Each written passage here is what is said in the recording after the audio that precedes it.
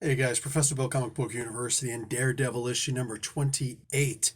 A lot of new stuff happens in here. There's going to be some parts that are going to annoy some people. Like there's going to be a lot like hard eye rolling and a lot of very audible groans, whatever. There's a whole lot of good stuff that Chip Zdarsky does, and then once in a while there's some stuff where it's like, all right, dude, can we bring it down a notch, you know? Anyway, let's get talk about who made this comic book, and then we'll go on from there. I may have mentioned that Chip Zdarsky is the writer. Marco Checheco, probably butchering that name. Artist Marcio Menez, color art, and VC's Clayton Cowles doing the letters.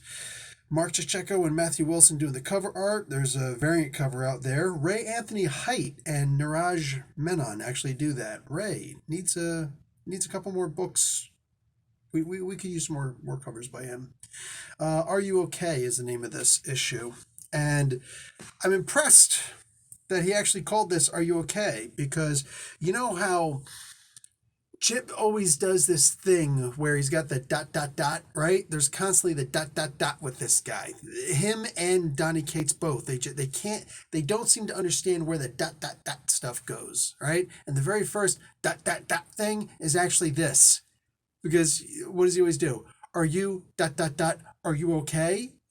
And that's exactly what winds up happening here when you look at the previous panel to the title page. I'm just like, okay, I see what you did there.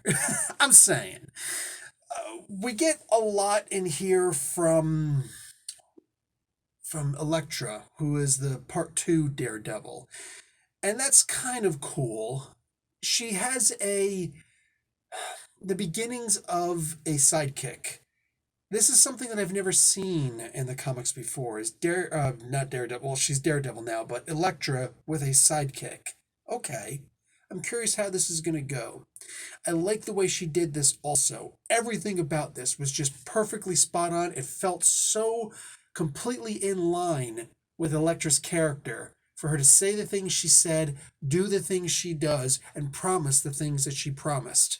I really feel like, wow, this is such a great rendering of Elektra. The art kind of helps too because, oh my god, one of the hottest freaking chicks in all of comics is Elektra. I mean, just come on, you know? And it's not even just the hotness in here. When you see the way that she stands, the way that she walks, right? Not a lot of people have really good posture. And you see her posture is one of someone who's proud, somebody who's of, essentially noble birth, right? And yet somebody who could drop at an instant and freaking put a pair of size in somebody. So I liked this. Everything about this was great. And yet, some way, somehow, some part of me reserved wishes that we didn't have the Electra stuff in here at all. Why, you might ask, after that praise that I just gave?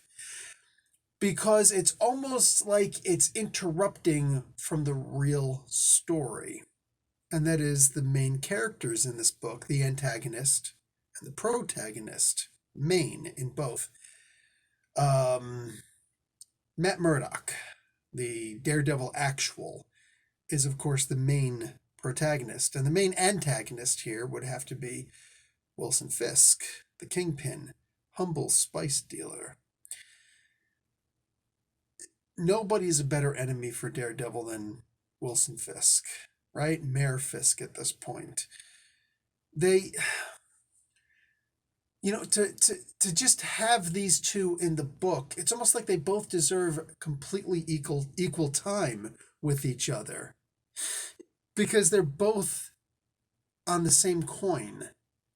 And in order to actually fit something in a coin, one has to go on one side, the other has to go on the other. So, two sides of the same coin, that old adage. When you. This issue made me go back and think about the way that Kingpin has been acting all throughout. Whenever he feels sad, it's because Daredevil, coincidentally, is sad at the same time. When he's angry, Daredevil happens to be angry too. When he's feeling weak, guess what's happening to Daredevil, right? All these different moments, they all seem to be co-aligned perfectly with Daredevil. Like parallel lines. And it's so impressive to read that. And I don't know if Chip's been doing that on purpose, but I'm going to say he has. Just because. Um, there's so much here, seeing the way that these two act. Now, there were some annoying parts besides the dot dot dot nonsense, which at this point I feel like he did it so much and towards the end of the book that I'm just like, okay, he's watching my reviews and he's purposely trolling me. All right? I don't believe that's the case. But oh my God, if I found out it was true, I'd be like, no, I knew it. I knew it the whole time. I was trying to be humble. You know what I'm saying? I genuinely believe that there's a very high probability that he's doing that. The more I complain about it, the more he's just like, I got some more dots. Mother fathead, you better take your ass to Dippin' Dots if you need to get that out of your system. Because this dot dot dot stuff, I mean, like, it's genuinely ruining the book, you know? Something else that's kind of weird about the book. Um, Daredevil is talking to this counselor, and I like this relationship because so much about the prison system, it always makes me think that Chip actually went to prison. He might have, probably not for a crime, probably to go and report on it because he used to be a journalist, right? I've been to prison myself, not because I got prosecuted and put in or voluntarily put in or anything like that, because I was a chaplain for a short time. And I'm surprised because you'd figure that Chip would recognize that nobody has that much food on a tray in prison. I'm saying, no, look, genuinely, for real. Like if you go up and you have your meal and you go up and you whoop somebody else's ass and take their food and put it onto your tray to add it into one big, smorgasbord, no, you still won't have that much food on your tray. Like nobody gets that much food in prison. So like, what the frig? Anyway. There's a fight scene in here in the shower. And I liked this because it made me think about, it made me start to think like, what Chip likes, and the things that he would try to reference. And I can't help but to think that somewhere, somehow, that dude that was in prison, because there's a whole bunch of people in the shower fight, and the one dude was just super big, right? You ever seen Blood and Bone? Reminds me of like, here's all these guys going there to fight Michael Jai White, and there's Kimbo Slice, and it's like, oh damn, this is gonna be good. And it was. And I feel like this is the guy that when Ann Nocenti was writing the comic books for Daredevil, she had this one huge dude. It wasn't Ox. What the hell was the dude's name? Anyway, I think there was only one appearance by this cat. And Human Torch had to fight him without his powers. There's actually stats for this character in, I think it's the Fantastic Four book, which is, what? I want to say that this is that guy. That's what I want to say. But man, like so much cool stuff happens in this book. But the one other part that actually bothered me, you walk a fine line when you're trying to teach the audience or the reader something, right? When you're trying to teach them something, and especially when it's like a social convention, look, I agree with the stuff that's written in here. I do. Prison is more of just a show. Saying to let the other people, know out there, one, as a warning, stay in line, but two, what Chip puts in here, hey man, prison doesn't actually help anybody. And I can promise you, prison really doesn't help people. Sure, there are people who've taken advantage of things and they got the very, very, very rare case where somebody gets a law degree, but maybe they get their GED or something like that. They could have gotten that on the outside. They could have gotten that with help. And it wouldn't have cost nearly as much as putting these people in incarceration, in a correctional facility where nobody actually gets corrected. The recidivism rate is ridiculous, right? But you can actually just provide services for people. Don't even provide services for people. Just throw a couple of dollars towards local churches and mosques and synagogues to try and help out people. Things like start a community program, you volunteers, and here's a little money for like coffee and donuts. And you'd literally achieve all of the same things, and you wouldn't have to pay nearly as much money to have so many people incarcerated. And let's be realistic, it's not really going to help any less than a prison would. We need to get these people off the streets. Eventually they come back. And then you're just as frightened. What, you have a small reprieve? Nah, man. It really doesn't help a whole lot.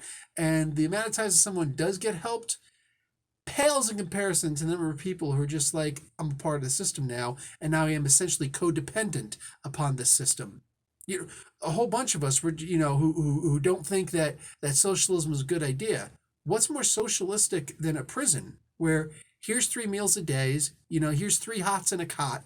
You know what I'm saying? In the military, you got to work for it. In prison, you literally just have to be the worst person on the face of the planet, or somebody gets picked up for a bogus, marijuana charge. But like, you get what I'm saying, right? This is basically, you do bad, you get rewarded with being taken care of. So no, prisons don't really help. And I wish that was what was actually explained in here. Instead, we just go to the very hairy cusp of it being way too cringeworthy. Daredevil's a hero. And at first, when he was being when he had this stuff explained to him, right? When he was being educated on what prison actually is, which is a great idea. It's a great idea. But it got on the verge of being a little too damn cringy, because our hero needs to learn stuff. It's great when you have some character development, but when it gets to the point where it starts to sound preachy, it's like, bruh, you went too far. And I'm sure for a lot of people, it went too far in this particular moment. It is what it is. It's still a good lesson, but sometimes even a good lesson, you just really beat it to death. You know what I'm saying? Beating on a dead horse. Anyway, I enjoyed this book. I did. There are a couple little parts that just need to be touched up a little bit to, kind of make it more readable, more fluidic. And one of those is to stop with the whole ... nonsense. I mean, like, they were actually trolling each other in here with stuttering, and it's like, dude, I swear I can see Bendis, the ghost of Bendis, who's still very much alive, but somehow his astral form is just looking down going, yes, make my speak. Enough already. Professor Bill, Comic Book University. Like the video on your way out, god damn it. Class dismissed.